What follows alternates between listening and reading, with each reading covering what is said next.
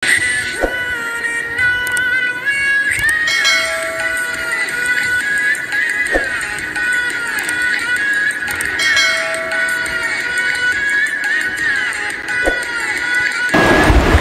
guys, it's me again, Inayan and Fortina.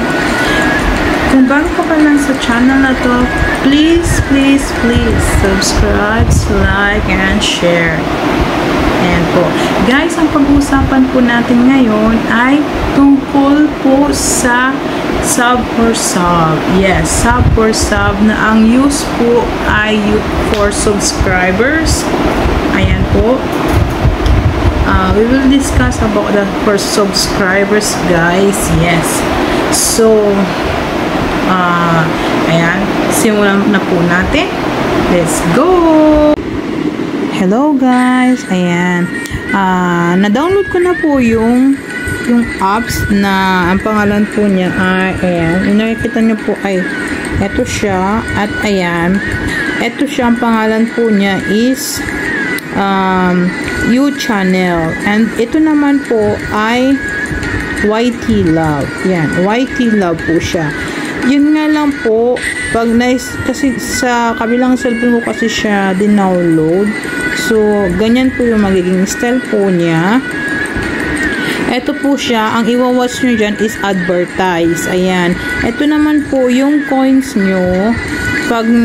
Ito naman po yung seconds. Once na natapos nyo yung 60 seconds, yung 48 coins, mapupunta po doon sa taas. Ayan. Ayan po siya. Nakikita nyo po yung 9,792. Yan po yung ano ko, dati coins ko po yan. So, pag naabot nyo na po sa U-Channel, kailangan po, pag sub for sub, is, ang kailangan po, need po ng 3,200. Pero pag may 3,200 na po kayo, ayan, dito po tayo sa campaign, pwede nyo na po i-campaign yung video nyo po. Ayan, kung makikita nyo po dyan, may nakalagay like, tapos yung 30 subscribers.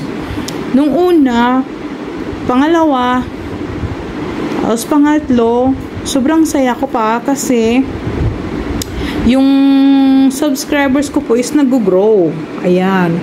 Pero, nung 4 days, bumagsak po siya ng 300 plus, naging 200, tapos 200 plus, naging 100. So, ang ginawa ko po, in-stop ko na lang po siya para po aware po sa ibang YouTuber or sa mga baguhan na katulad ko po. Ayan, sinasabi ko na po, wag po kayong maniniwala sa ibang creator. Ayan po, guys. Yan. Yung about dito is umabot po siya ng 300 plus, pero 300 plus within 3 days. Ayan. Kasi masipag po ako mag-manood, sipag kaya para maabot ko yung kuta ko na 1,000 subscribers. Pero ang nangyari po, 4 days later, then nagbagsak po siya ng 100, then less 100 again. Kaya ngayon, 100 na lang. So, I'm very sad. So, be aware po sa iba. Ayan. Tapos, papakita ko pa po yung iba. Ito naman po tayo sa YT Love. Ayan, kung makikita nyo YT Love. Click po natin yan. Yung YT Love po natin. Kasi, dinownload ko po siya sa ibang CP ko kasi sa cellphone ko po ay wala na pong space. Ayan po siya. Same po doon is manonood ka ng advertise. Tapos, ito po yung coins nyo. At ito naman po yung seconds nyo. Once natapos na yung seconds, yung 120 na coins, mapupunta po doon sa taas kung makikita nyo po. Tapos, pagkatapos po nyan, kung dito naman po, once na nakapag 200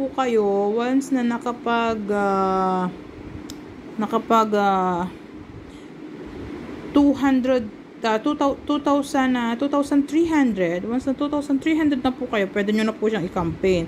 Dito naman po ang campaign po niyan. Ayan. Ayan.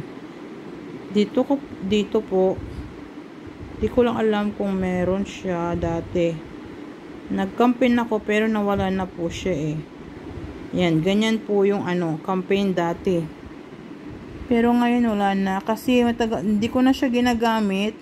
So, dati meron po nakalagay dyan. Ayan pa po yung pera ko, 5,976 pa po yung nandyan. So, yan po guys. Be aware po tayo sa mga sinasabi po ng ibang creator.